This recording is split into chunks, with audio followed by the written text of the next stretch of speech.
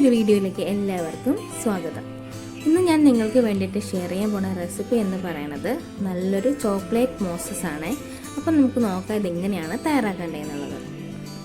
അപ്പോൾ അതിനായിട്ട് നമുക്ക് ആദ്യം ഒരു ബൗളെടുത്ത് വെക്കാം. ബൗളെടുത്ത് വെച്ചതിന് ശേഷം നമുക്കതിലേക്ക് വിപ്പിംഗ് ക്രീമിൻ്റെ പൊടിയാണ് ഞാൻ ഇവിടെ നിന്ന് ഉപയോഗിക്കുന്നത്. വിപ്പിംഗ് ക്രീം ഉണ്ടാക്കുന്ന പൗഡറാണ്. അത് നമുക്കിനി ക്രീം ആക്കി എടുക്കണം. അപ്പോൾ അതൊരു 1/2 കപ്പ് ഇട്ട് കൊടുക്കുന്നുണ്ട്. അതുപോലെ തന്നെ ഒരു 100 ml നല്ല തണുത്തിട്ടുള്ള വാട്ടർ അതും കൂടി ഇതിലേക്കൊന്ന് ഒഴിച്ചു കൊടുക്കണം. എന്നിട്ട് നമ്മുടെ വിസ്കർ കൊണ്ട് നന്നായിട്ടൊന്ന് വിസ്ക് ചെയ്തെടുക്കണം.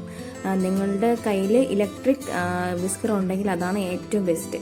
ഇനി ഇതിലേക്ക് ഒരു 1/2 സ്പൂൺ നമുക്ക് വെനില എസൻസ് ഒഴിച്ചു കൊടുക്കാം. എന്നിട്ട് നന്നായിട്ട് ഇതൊന്ന് ഫ്ലഫി ആക്കി ഒന്ന് ബീറ്റ് ചെയ്തെടുക്കണം.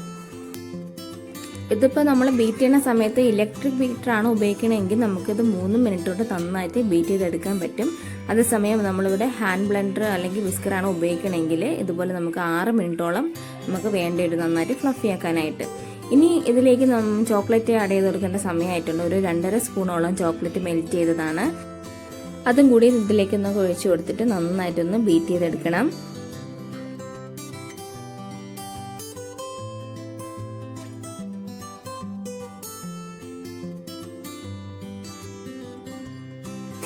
ഇപ്പോൾ ഏകദേശം നമ്മൾ നന്നായിട്ട് മിക്സ് ചെയ്തിട്ടുണ്ട്. നമ്മുടെ ചോക്ലേറ്റ് മോസസ് റെഡിയാണ്. ഇനി നമുക്കൊരു സെർവിങ് ബൗളിലേക്കൊന്ന് ഒഴിച്ചു കൊടുക്കണം.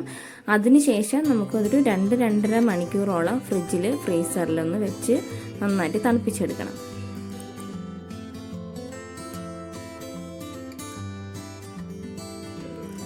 അത് സെർവ് ചെയ്തതിന് ശേഷം നമുക്കൊരു ടോപ്പിംഗ് കൊടുക്കാം.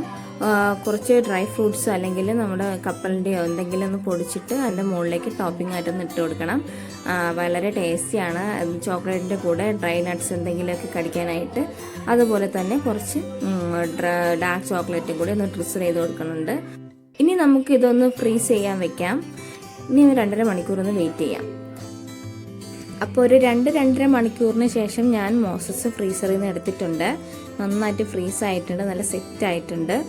വളരെ ക്രീമിയാണ്, നല്ല ടേസ്റ്റാണ്. ചോക്ലേറ്റിൻ്റെ ഫ്ലേവറൊക്കെ നന്നായിട്ട് റിച്ച് ആയിട്ടുള്ളൊരു ഡിഷാണിത്. കുട്ടികൾക്കൊക്കെ നന്നായിട്ട് ഇഷ്ടപ്പെടും.